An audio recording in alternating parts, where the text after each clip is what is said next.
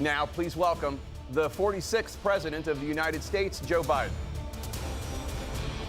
Folks, how are you?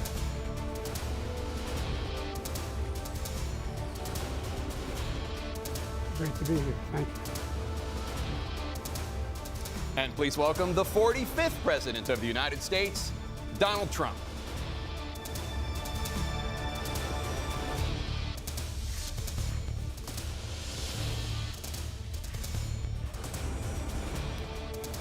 Gentlemen, thanks so much for being here. Let's begin the debate, and let's start with the issue that voters consistently say is their top concern, the economy. President Biden, inflation has slowed, but prices remain high. Since you took office, the price of essentials has increased. For example, a basket of groceries that cost $100 then now costs more than $120. And typical home prices have jumped more than 30%. What do you say to voters who feel they are worse off under your presidency than they were under President Trump? We got to take a look at what I was left when I became president and what Mr. Trump left me. We had an economy that was in free fall. The pandemic was so badly handled. Many people were dying. All he said was, it's not that serious. Just inject a little bleach into your arm. You'll be all right. The economy collapsed. There were no jobs. Unemployment rate rose to 15%. It was terrible. And so what we had to do is try to put things back together again. And that's exactly what we began to do. We created 15,000 new jobs. We brought out the position where we have 800,000 new manufacturing jobs. But there's more to be done.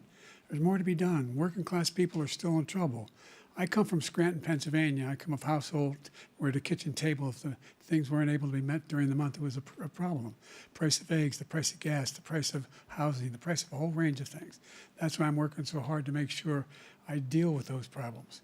And we're going to make sure that we reduce the price of housing. We're going to make sure we build 2 million new units.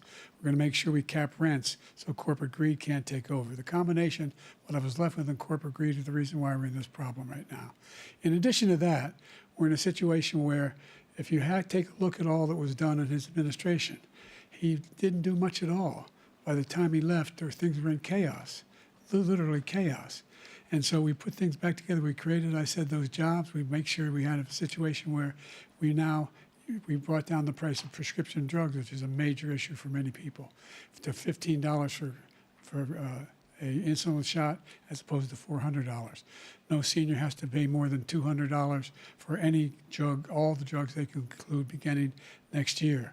And the situation is and we're going to make that available to everybody, to all Americans. So we're working to bring down the price around the kitchen table, and that's what we're going to get done. Thank you. President Trump? We have the greatest economy in the history of our country. We have never done so well.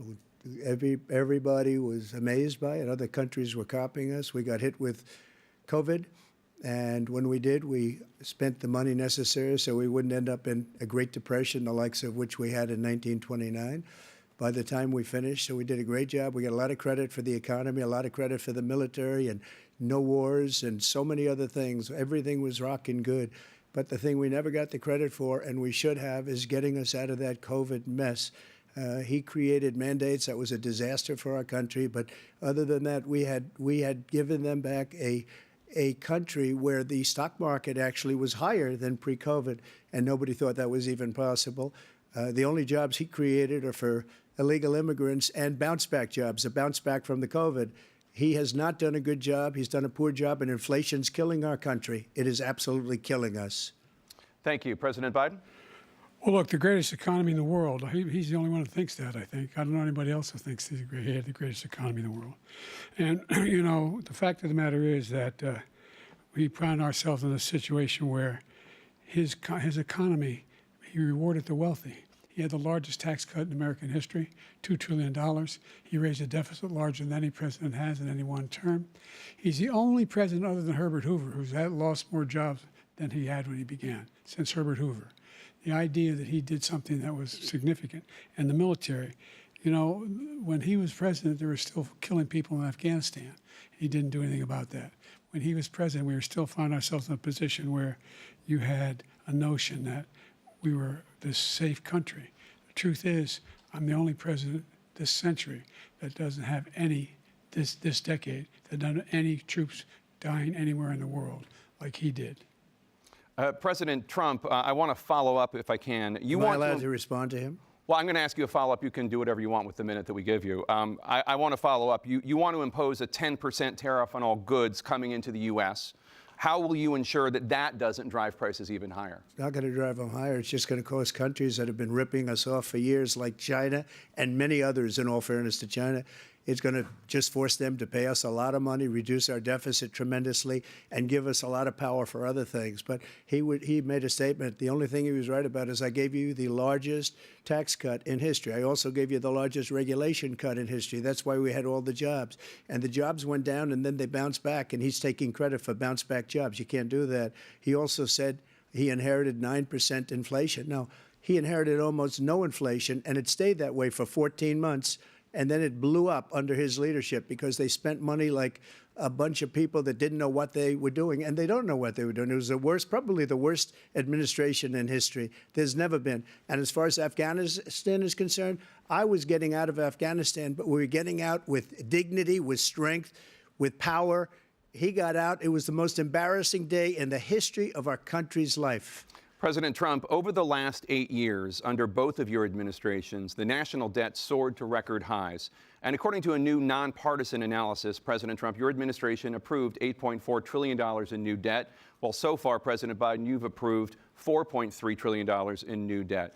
So, former President Trump, many of the tax cuts that you signed into law are set to expire next year. You want to extend them and go even further, you say.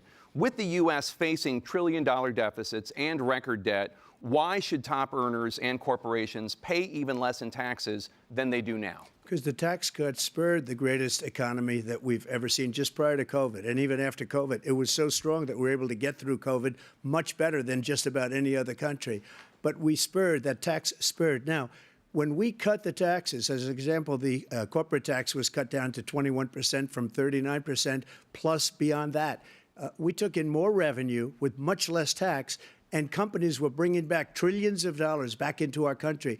The country was going like never before, and we were ready to start paying down debt. We were ready to start using the liquid gold right under our feet, the oil and gas right under our feet. We were going to have something that nobody else has had. We got hit with COVID. We did a lot to fix it. I gave him an unbelievable situation with all of the therapeutics and all of the things that we came up with. We gave him something great. Remember, more people died under his administration, even though we had largely fixed it. More people died under his administration than our administration, and we were right in the middle of it, something which a lot of people don't like to talk about. But he had far more people dying in his administration. He did the mandate, which is a disaster, mandating it. The vaccine went out. He did a mandate on the vaccine, which is the thing that people most objected to about the vaccine. And he did a very poor job, just a very poor job. And I will tell you, not only poor there, but throughout the entire world, we're no longer respected as a country. They don't respect our leadership. They don't respect the United States anymore. We're like a third world nation between weaponization of his election, trying to go after his political opponent, all of the things he's done. We've become like a third world nation, and it's a shame. The damage he's done to our country. And I'd love to ask him, and will, why he allowed millions of people to come in here from prisons, jails, and mental institutions to come into our country and destroy our country. President Trump, we will get to immigration later in this block. President Biden, I want to give you an opportunity to respond to this question about the national debt. He had the largest national debt of any president in a four-year period, number one. Number two, that $2 trillion tax cut benefited the very wealthy. What I'm going to do is fix the tax system. For example, we have 1,000 trillionaires in America. Billionaires in America. And what's happening? They're in a situation where they, in fact, pay 8.2% in taxes. If they just paid 24% or 25%, either one of those numbers, they'd raise $500 million, billion dollars, I should say, in a 10-year period. We'd be able to wipe out his debt. We'd be able to help make sure that all those things we need to do, child care, elder care, making sure that we continue to strengthen our health care system, making sure that we're able to make every single solitary person eligible for what I've been able to do with the COVID, with dealing with everything we have to do with, look, if we finally beat Medicare. Thank you, President Biden. President Trump?